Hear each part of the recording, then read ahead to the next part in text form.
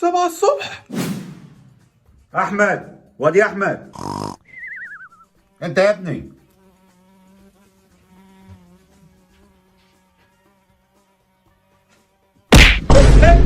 البيت بقى على ايه؟ ايه يا ابني اهدى، البيت سليم وزي الفل. امال في ايه؟ مفيش، كان في دبانه بس كنت بموتها. دبانه بتموتها تقوم تموتني انا يا حاج؟ هو انت نايم لحد دلوقتي ليه يعني؟ لحد دلوقتي ايه يا بابا؟ ده النهار لسه ما طلعش. لسه ما طلعش ايه؟ ده احنا الساعه 3 العصر. 3 العصر.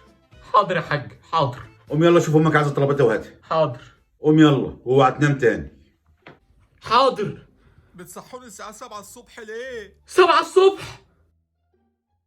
كده مش نافع خالص، احنا لازم نشوف حل للموضوع ده، مش كل مره اما ابوك يكون عنده اجازه يرخم علينا كده. طب وهنشوف لها حل دي ازاي يعني؟ مش عارف. لو آلة الزمن لسه شغاله. انت جبت لي حته فكره. ايه هي؟ انا هرجع بالزمن واحاول امنع ابوك انه يتجوز امك، وبكده هننام براحتنا. كل ده